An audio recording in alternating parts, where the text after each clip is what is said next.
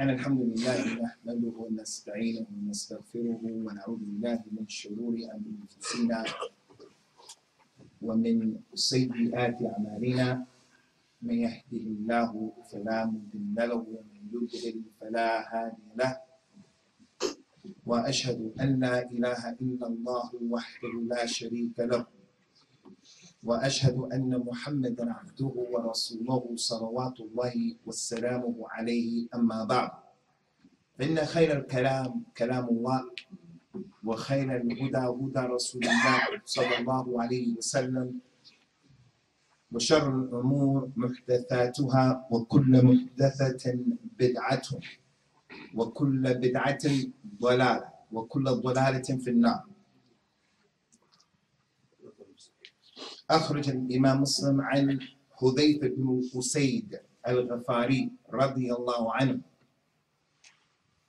أنه قال: خرج علينا النبي صلى الله عليه وسلم ونحن نتذاكر، فقال النبي صلى الله عليه وسلم: ما تذاكرون؟ فقلنا: نذكر الساعة يا رسول الله. فقال صلى الله عليه وسلم: إنها لن تقوم حتى ترون 10 آيات. And what was collected by Imam Muslim, the companion Hudhayfa, the son of Usayd, may Allah be pleased with him. He said that he was sitting along with the other companions collectively, and they were discussing the Yawmul Qiyamah, the Sa'ah. And then the Nabi came out, sallallahu alaihi wasallam, while they were in that condition, and he said to them, "What are you people talking about? What are you people studying?" They said, "We are studying about the hour Yawmul Qiyamah, Ya Rasulullah. We're talking about it between ourselves."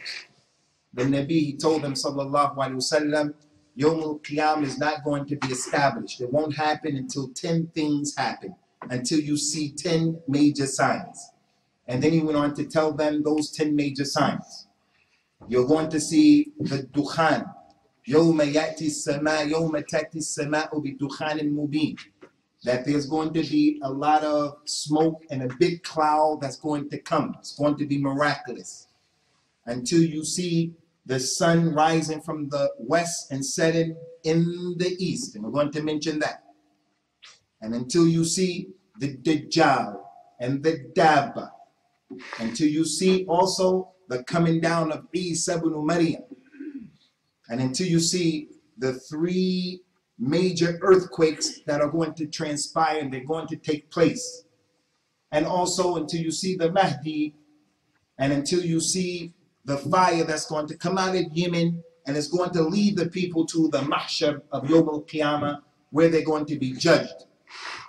So those are the 10 signs that are considered the major signs before Yawm al-Qiyamah. Ask the average Muslim, what are the 10 major signs? Many people don't know. So this hadith that we mentioned, it goes to show, number 1, against the aqidah of the Brahwis, the aqidah of the people of Sufiya, who believe that the Nabi sallallahu alaihi wasallam is Hazir Nazir. He's everywhere at the same time. If the Prophet was everywhere at the same time, he wouldn't have asked his companions, "What are you talking about?" So when he said to his companions, "What are you talking about?" it goes to show he wasn't there and he didn't know. He doesn't know the ilm al-ghayb sallallahu alaihi wasallam unless Allah tells him. The hadith also goes to show that from the sunnah of the Nabi and his companions sallallahu alaihi wasallam radiyallahu anhum ajma'een is that the Muslims should study between themselves and get fiqh about Yawm al-Qiyamah, about the major signs and the minor signs. When's the last time the Muslim sat down with his wife and his children, with his friends? When's the last time he went to a class and he studied about the Ashratu Sa', the major and the minor signs? When's the last time?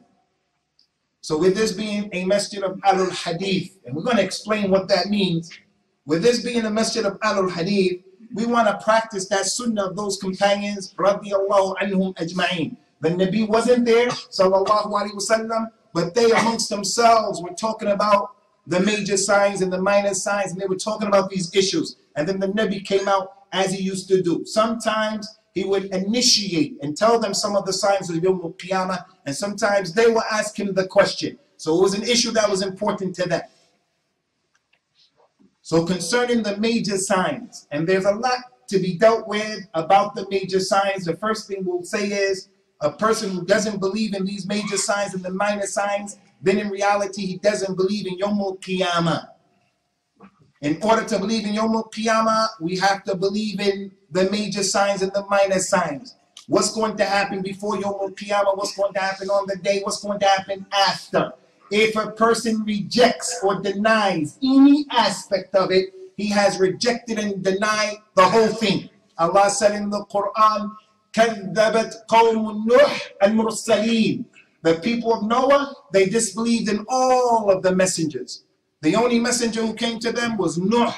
But since he was sent by Allah, when they disbelieved in him, that one Nabi, they disbelieved in everybody else who came. Salawatullah wa salamu alayhim ajma'in. Yawm al-Qiyamah is the same way. If you reject an aspect of it, you rejected al-Imam bil-Yawm al-Qiyamah. Another issue is that when the companions used to study these issues, they understood it in a particular way. We have to understand these issues the way the companions understood. That's the way of Ahlul Hadeeth. That's one of the meanings of Ahlul Hadeeth. It's not a Pakistani Jama'ah, a group of ethnic people of Pakistan. You Somali, you have to be from Ahlul Hadeeth. The brother from Belgium has to be from Ahlul Hadeeth. The revert has to be from Ahlul Hadeeth. Ahlul Hadeeth meaning what? People who take the Quran and the Sunnah and understand those two sources the way the companions did. That's the way of Ahlul Hadeeth, and that's the meaning of it. So when we talk about any aspect of Al-Islam, Yawm al-Qiyamah and the major signs, believing in the Dajjal, you have to believe in the Dajjal the way the companions believed in it. The companions never thought that the Dajjal was a TV. The companions never thought that the Dajjal was a political or economic system. The companions never thought that the Dajjal was the New World Order, or what you see in the internet on that program, The Arrivals. The Mahdi. The companions never thought that the Mahdi was a man hiding out in a cave for 1,000 years. They never believed in this khurafat and this shirk. So the way we practice our religion is the way that the people of Al-Hadith practice it from the Imams of Al-Islam. Al-Imam Abu Hanifa, Al-Imam Malik, Al-Imam Al-Shafi, Al-Imam Ahmed, and other than that. Concerning the major signs of Yawm al-Qiyamah, from the fiqh of it, what we have to understand is, unlike what a lot of people say, no one knows the tartib of these issues. When you read books and you see people who are saying this is the first sign and that's the second sign and that's the third sign and they're going to come in that order, don't believe them, because that's not what the Nabi said. Sallallahu Alaihi Wasallam. There are some hadith, he said that this was first. Some hadith, he said something else was first. Some hadith, he said this is last. Some hadith, he said that's last. As a Muslim, you have to go back to figure out what did the ulama of Islam and the hadith and fiqh and aqidah, what did they say? How do we harmonize these seeming contradictions? Now is not the time for that. But the point is the tartib, no one knows but Allah. We know that the Mahdi will come, and after the Mahdi is the Dajjal, and after the Dajjal, Isa ibn Maryam, and after Isa ibn Maryam is Ya'juj and Ma'juj. But what's first and what's last? Some ayat, a hadith suggest this, other a hadith suggest that. So the tartib is only known by Allah. The other point about the fiqh, Ummat al-Islam, the masjid of Ahlul Hadeeth. Ahlul Hadeeth, again, doesn't mean you Pakistani people. Ahlul Hadeeth, the people who understand the Quran and the Sunnah the way the companions did. And they use the Hadith to explain the Quran and to understand the Quran. Not the people who minimize the position of the Hadith and put their intellect before the Hadith, or understand the Hadith or the Quran in any way. La. From the fiqh of Yawm al-Qiyamah, the major signs. Is that the reason that the Nabi used to tell the people about it, sallallahu alaihi wasallam, and the main reason was to prepare people to do works. It wasn't for the sole purpose of just gathering information, being able to parrot off the 10 major signs. It was for the purpose of making preparations If you know that death is close, if you know Yawm al-Qiyamah is close, then you should do something about it. He told his companions and he told us, sallallahu alayhi wa sallam, Badiru bil amal sitta, tulu'i shams min maghribiha, wad dukhan, wad dab, wad dajjal. He said to the people, take advantage and hurry up and do 6 things before before Yawm al-Qiyamah comes. Do 6 things. He mentioned 4 of those 6 from being the major signs. He said, hurry up and do the good deeds before the sun rises from the west and sets in the east. Hurry up and do the good deeds before the dukhan comes. Hurry up and do the good deeds before the dajjal comes out. Hurry up and do the good deeds before the dabbatul ard, the big massive animal, comes out. And all of these issues they have connected to them, a lot of knowledge. We just have to mention the surface of the issues. So the goal and the objective here is knowledge of the major signs is to encourage people to do the good deeds. He says, sallallahu alayhi wa sallam, in an authentic hadith, إِذَا قَامَتِ السَّاعَةُ وَكَانَتْ فِي يَدْ أَحَدِكُمْ فَسِيرَةٌ إِنْ اسْتَطَاعَ أَنْ يَغْرِسَهَا فَلْيَغْرِسْهَا. If Yawm al-Qiyamah happens right now, and in the hand of one of you is a seed, hurry up and plant the seed if you have the ability to plant the seed. It's Yawm al-Qiyamah, who in his right mind is going to be thinking about planting a seed. He's going to be thinking about running away and escaping from all of the turmoil that's going around him. He's going to try to get to his family. He's going to try to save himself. But in that hadith, the Nabi was showing, sallallahu alayhi wa sallam, the importance of doing works before Yawm al-Qiyamah. The one who has problems with his wife, he has problems with his brother, he has problems with his family. He has an ongoing dispute. If he's thinking that death is close, Yawm al-Qiyamah is close, solving his problem is going to be easier. Making tawbah is going to be easier. But if the person is always thinking about me, myself, and I, my haq, then he's going to continuously clash with the other person. But if he sees Yawm al-Qiyamah as being a reality, as those companions used to do, he'll say, I forgive you, I'm sorry, let me go, pardon me, and so forth and so on. So the goal and the objective of the Nabi telling the people about these major signs is to do the works. That's from the fiqh of the issue. That's why the companions used to study it, not just for information purposes. Another issue, ikhwani, about the major signs is that the major signs, they're only 10 in number, whereas the minor signs are many. Many of the minor signs have happened. Some are happening right now. Iraq, Palestine, Afghanistan, the football game where over 70 Muslims got killed the other day. All of those issues are from the minor signs, all of them. And there's still some to come in the future, bi'idhnillah. Concerning the major signs from the fiqh that make them different from the minor signs is that the Nabi told the people, sallallahu alayhi wa ala alihi wa sallam, and what was collected by Imam al-Tirmidhi.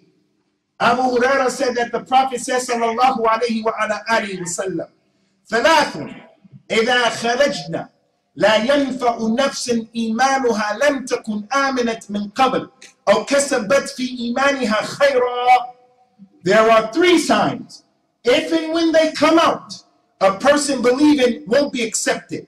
It won't benefit him on that day. If these 3 come out, you can't become a Muslim on that day. Your opportunity to become a Muslim is done, finished. He went on to mention one of those 3. He said, number 1, if the sun comes from the west and it starts to set in the east, then no one can become a Muslim on that day, because everybody is going to realize the reality of La ilaha illallah. We take that sun for granted. We look at it as a mundane issue. It comes up every day and it does its orbit every day. No one's paying attention to it. Yawm al-Qiyamah, when it comes up, the people are going to realize this is a serious situation. Something is going on. At that time, Allah won't accept from his servants La ilaha illallah. The second thing he said is that Allah Ta'ala won't accept the iman of an individual when the Dajjal comes out. And the third one, when the Dabba comes out. Those 3 issues, when they happen, khalas, no iman. When Ya'juj and Ma'juj come out, someone sees their fitna as a kafir, he accepts Islam and Islam is accepted.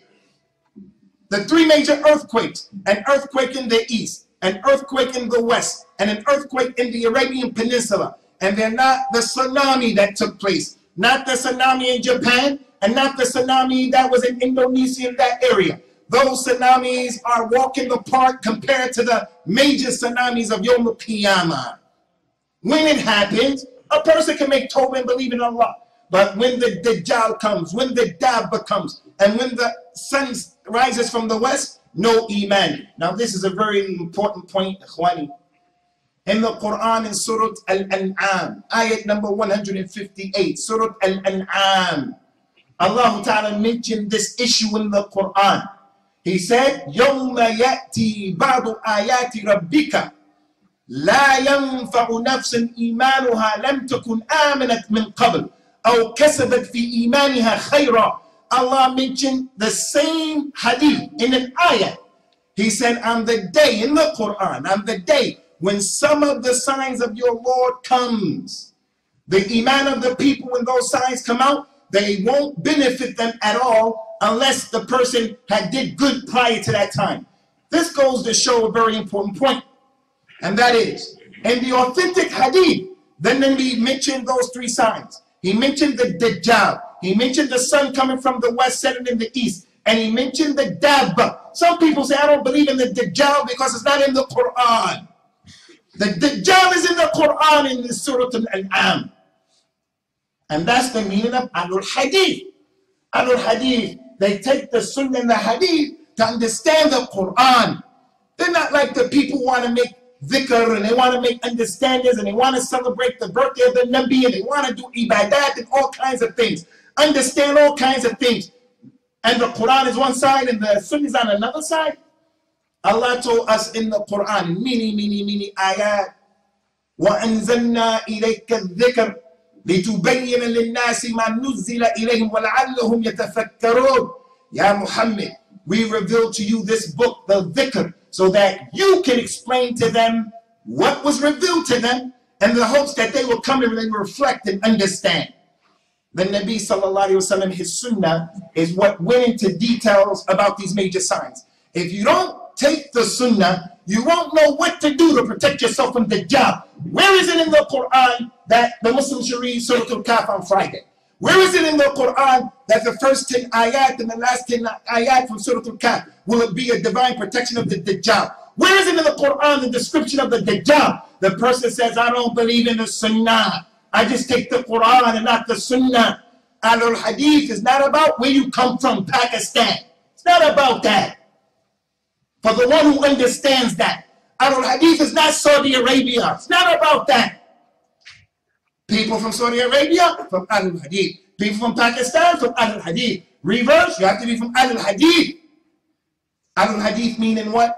That you're going to respect the hadith of the Nabi sallallahu alayhi wa sallam. You're going to use it to understand this religion. You're going to raise it up and be upon what those companions were upon. Radiyallahu anhum ajma'een. Allah mentioned in the Quran the position of the Nabi and his sunnah. Sallallahu alayhi wa sallam. وَإِنَّا أَنزَلْنَا إِلَيْكَ الْكِتَابَ بِالْحَقِّ لِتَحْكُمَ بَيْنَ النَّاسِ بِمَا أَرَاكَ اللَّهُ.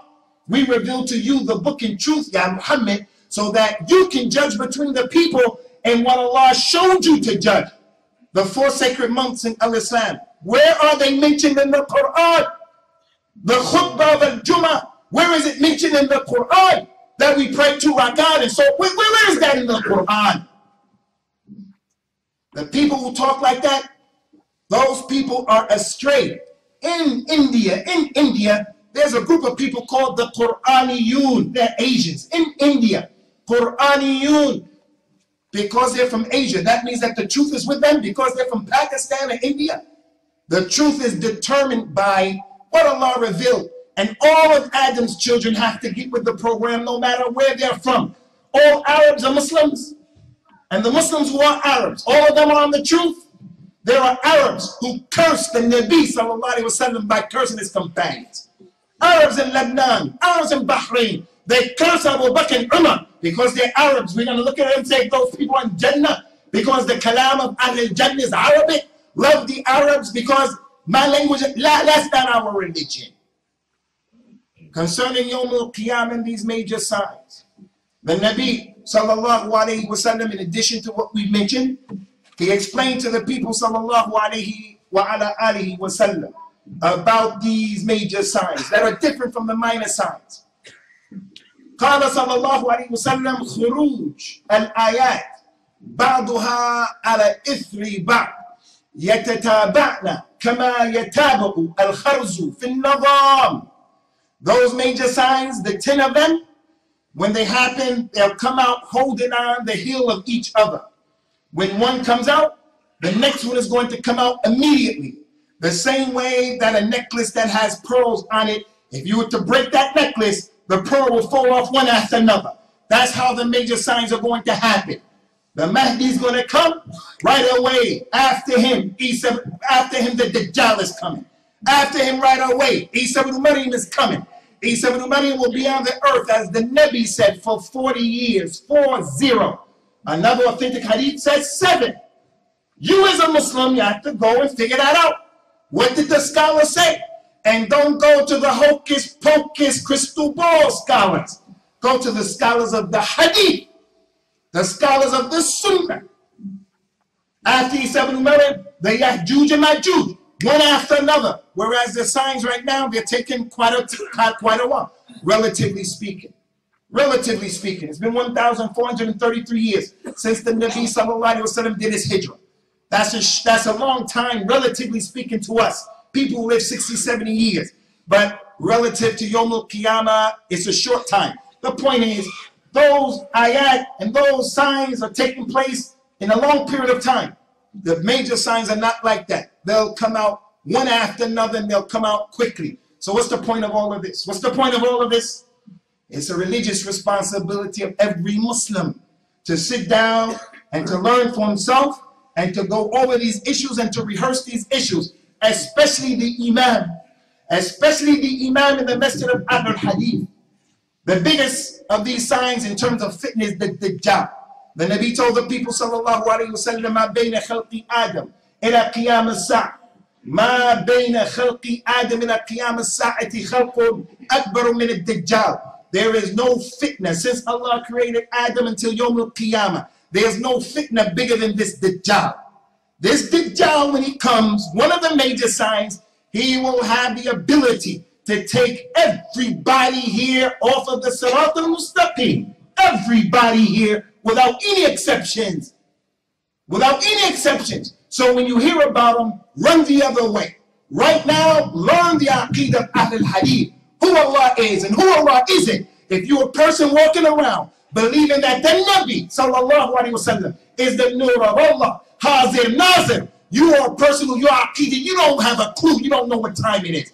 And that's the reality of many of our relatives. Many of our relatives. And I'm not saying that to put them down. I'm saying that to say, wake up and go to your people and teach them who Allah is and who Allah isn't. The Dajjal will come and tell the people, I'm Allah, and kill a man and give him life, bi'idhnillah. The one who believes in just what the eyes can see. He's a hocus pocus crystal ball Muslim. When he sees that, he's going to say, you're my Lord, you're my Lord. The Dajjal will be able to come after your mother died, your father died. Take on the picture and the image of your mother and your father and say, follow him. He is Allah. If you don't know the Aqidah of Islam, what's the Aqidah of Islam? The Aqidah of Islam is what the Nabi said. إِنَّكُمْ لَن تَرَوْا رَبَّكُمْ حَتَّى تَمُوتُوا. You will not see your Lord until you die. You can't see Allah in this dunya. Allah Azza wa Jal has two eyes, not one, 2 eyes. Some people have a problem with that. Some people don't believe in that. He says, sallallahu alayhi wa sallam, inna al-Dajjal a'wa, wa laysa rabbukum bi'a'wa. Dajjal has one eye. One eye is protruding, the other one is in his head. He's a'wa, with one eye, with a defect. Allah is perfect, with 2 eyes that befit his majesty subhanahu wa ta'ala. You don't know those signs and characteristics, he will take you off of the path. If you are a person who's a slave to the money, your issue is, I gotta make money. No salat, no Jummah, halal, haram, that's your issue. And Dajjal is going to give the people money, crazy money. So the point here is, he's a big fitna. But the Nabi told us many things about him to protect us from him. He said about him, sallallahu alayhi wa sallam, لا يخرج الدجال حتى يذهل أن الناس ذكره وحتى تترك الأئمة ذكره على المنابر. الدجال, he will not He's not going to come out. He won't come out until the people forget about him. And until the imams stop mentioning him on the minbar. So it's from the heart of Islam that an imam from Ahlul Hadeeth tells the people, hey, ad-Dajjal, ad-Dajjal, ad-Dajjal, ad-Dajjal. The Nabi told the people, sallallahu alayhi wa sallam, إِذَا تَشَهَّدَ أَحَدُكُمْ فَلْيَسْتَعِذْ بِاللَّهِ مِنْ أَرْبَعٍ. If one of you is making your salah, and as we told you, from the sunnah of the Nabi, is to put your finger like this at the tashahhud. As soon as you start saying at-tahiyyatu lillah, don't wait until you come to ashhadu an la. His sunnah was, he will make a circle like that, he will point his finger, and he will say at-tahiyyatu lillah. When you do that at the end of the salah, seek refuge in Allah from the Dajjal. That's the sunnah of the Nabi. He used to do it in every prayer. Wajib prayer, sunnah prayer, al-Eid, al-Jum'ah, any prayer that had a ruku'. If it wasn't important, why would he do it? Why would he do it? Ad-Dajjal, ad-Dajjal. One of the scholars of Islam from Yemen, from Ahlul Hadeeth, his name is Tawus ibn Kaysan al-Yamani. He used to order his young son. He used to tell his son, hey, did you pray? Yes, I prayed, Abi. Did you seek refuge in Allah from a Dajjal? The boy said, no, I didn't, Abi. He said, go and do your prayer again. Why did he do that? Because he was from the Salaf, and he was from the ulama of Ahlul Hadith, and he met 50 of the companions, and that's what he used to see the companions doing. He made Hajj 40 times, 40. And Imam Tawus ibn Kaysan al-Yamani, they asked him, why do you make Hajj so much? Why do you make Hajj? He said, because I'm afraid if a Dajjal comes out, I want to be in Mecca or Medina at that time. So the Muslim knows that. He gets an opportunity to go to Mecca. He gets an opportunity to make Umrah, to make Hajj. He says, okay, part of my niyat is ad-Dajjal, ad-Dajjal. أقول قولي هذا واستغفر الله لي ولكم ونسأل الله تعالى التوفيق والسداد.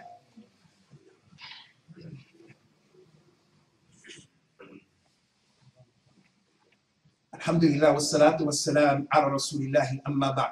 All of these major signs, ikhwani, the 10 of them, they have a lot of tafasil, details. The Dabba has a lot of details, but there's only one I want to deal with a little bit here, and that is Isa ibn Maryam coming back. Isa ibn Maryam is a major sign, and his coming back has been in the Quran and in the authentic Sunnah in details. Allah Ta'ala mentioned in the Quran, وَإِنَّهُ لَعِلْمٌ لِلسَّاعَةِ. Verily, Isa ibn Maryam is part of the knowledge of the hour. Those people who are the Qurra of the Quran, they have another recitation of that ayah. وَإِنَّهُ لَعَلَمٌ لِلسَّاعَةِ. Verily, Isa ibn Maryam is one of the signs of the hour mentioned in the Quran. Allah said about Isa ibn Maryam, salawatullahi wa salamuhu alayhi, وَإِن مِّنْ أَهْلِ الْكِتَابِ إِلَّا لَيُؤْمِنَنَّ بِهِ قَبْلَ مَوْتِهِ وَيَوْمَ الْقِيَامَةِ يَكُونُ عَلَيْهِمْ شَهِيدًا. There's not a single person from Ahlul Kitab except that they're going to believe in him before his death. And Isa is going to be a witness over them. He's going to come back. And the hadith told us when he comes back, he's going to kill that pig. And when I say swine, khinzir, and pig, I don't have to do like this. I don't have to do like that. Pig, pig, pig, pig. Has nothing to do. No hocus pocus in our deen. He's going to kill that pig. He's going to break the cross. He's going to lift up the jizya. As for the hadith, he's going to get married. That hadith is not authentic. Inshallah, he'll get married. Allahu alam, we don't know, because the marriage is from the sunnah of the anbiya. But the Nabi didn't say that, sallallahu alayhi wa sallam. How are you going to know that if you don't read the sunnah? The Nabi told everybody here, إِذَا جَاءَكُمْ Isa ibn Maryam فَقْرَأُوا عَلَيْهِ سَلَامِي. If Isa ibn Maryam comes, then give him my salams. That's an amana that Allah's Nabi gave everybody here. If you're here, you're going to say, Isa ibn Maryam, marry my daughter, marry my daughter. She's only 11, she's only 9, like Aisha was. We don't care about that, because we look at you the same way we look at our Nabi. You're a Rasul, you're the best one equipped to marry my daughter. And I don't care if she's 9, 10, or 11. Isa ibn Maryam. From what we've been told, and this is connected to Ahlul Hadeeth, the Nabi said, and what was collected by Imam Muslim and At-Tirmidhi and many of the Imams, this hadith is mutawatir. 70 companions narrated, 70. قال صلى الله عليه وسلم لا تزال طائفة من أمتي يقاتلون على الحق ظاهرين إلى يوم القيامة فينزل عيسى بن مريم فيقول أميرهم له تعال صلي لنا فيقول له عيسى بن مريم لا إن بعضكم على بعض أمراء تكرمة الله هذه الأمة. The Nabi said, there will not cease to be a group of people from this ummah who will always be on the truth. From the time that he came to the time he died, he said there will always be, for every age, every era, in every place, there will be a group of people from this ummah who are on the truth. He called it the Ta'ifa Mansura. They will always be victorious. They will fight on victory. It won't hurt them, those who go against them. It won't hurt them, those who try to trick them. They'll always be victorious until Isa ibn Maryam comes.